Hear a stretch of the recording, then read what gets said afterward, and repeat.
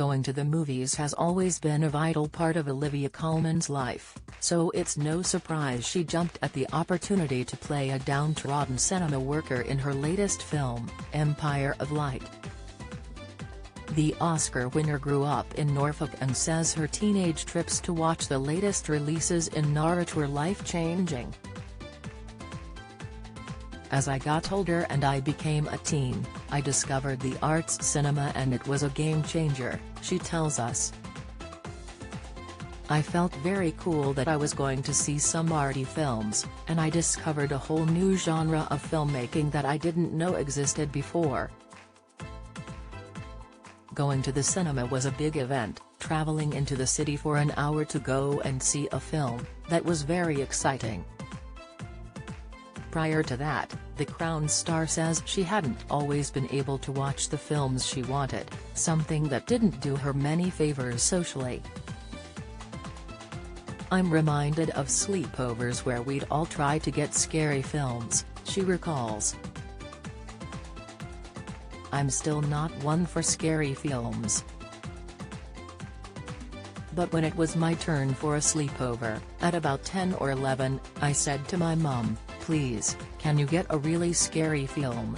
All the other girls had films like A Nightmare on Elm Street and I just wanted to be as cool as them.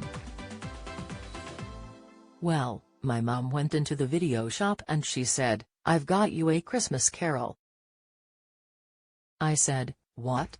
And she said, "Well, it's got ghosts." I thought that would be scary. I was so embarrassed I pretended that the video shop was closed. That was really not cool. Olivia, who turns 49 later this month, has already received critical acclaim for her heartbreaking role in Empire of Light, which was directed by another Oscar winner, fellow Brit Sam Mendes. The actress stars as Hilary Small, a lonely duty manager at a coastal cinema in the 80s. As well as battling mental illness, Hilary is having an affair with not one but two men, her boss, Mr. Ellis, Colin Firth, and new colleague Stephen, played by Top Boy's Michael Ward.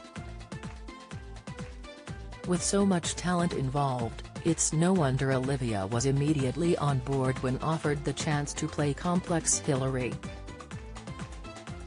"I said yes before I'd even seen the script," she reveals. "I can't imagine many actors, when they speak to Sam Mendes on a Zoom in their kitchen, going, 'Ah, nah. I'm not that interested.' So I said yes." Luckily, her instincts were spot on and when she finally laid her hands on the script, she knew the part was perfect for her, although the nerves soon kicked in when she realized she'd be sharing some intimate scenes with a man half her age. "This was something I found a little bit scary, which was exciting to me," says the mom of three, who's been married to writer Ed Sinclair for 21 years. "Playing a woman of my age who's having a love affair with a younger man, that's the most terrifying part of the whole film for me.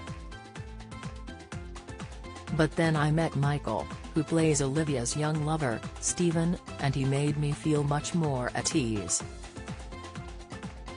Michael was much more mature about it than I was. In fact, Olivia tells us that working with the actor was one of the highlights of making the movie, even if her emotionally fragile character was at her wit's end during one scene. I really loved the breakdown scene in Hilary's flat with Stephen," she says. "We filmed it twice, actually, but I'm so grateful to Sam for letting us do it a second time because I felt the second time I had no barriers and I just let rip. I loved that. I loved those two." Despite her own solid family background, Olivia says she still enjoys the camaraderie that comes with making movies, adding that she loves the part-time, temporary family she forms with each new cast she gets to work with. "You become very close," she says. "You're in each other's pockets day in, day out." When I was younger, I'd find it quite hard that it always had to change, but I've got better at it now. And those friendships don't end once the cameras stop rolling. I know that the people you really love, you will stick with, she says.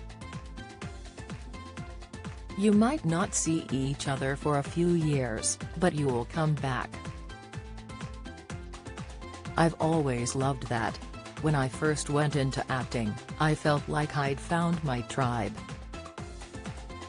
I love that I found people that I understood and got on with, emotionally available people. That is my experience with an ad hoc family.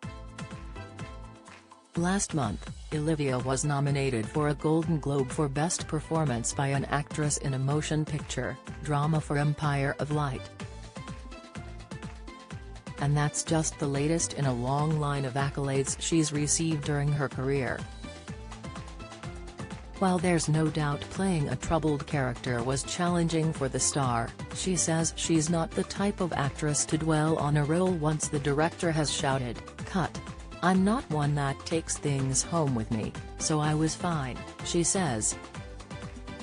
"I like to throw myself in, I like to be as truthful and honest as possible, but then, I don't have that problem, switching off, which I'm very grateful for. It can leave a residue, but I don't have that." This year is already gearing up to be a busy one for down-to-earth Olivia. In addition to Empire of Light, she'll be reprising her role as Nick Nelson's supportive mum, Sarah, in the Netflix smash Heartstopper. She also voices Mama Bear in the forthcoming DreamWorks animation Puss in Boots: The Last Wish, due in February, while later in the year she'll star opposite heartthrob Timothée Chalamet in the Charlie and the Chocolate Factory prequel, Wonka. So what does Olivia do when she has a rare day off? "I could watch Paddington all day, every day.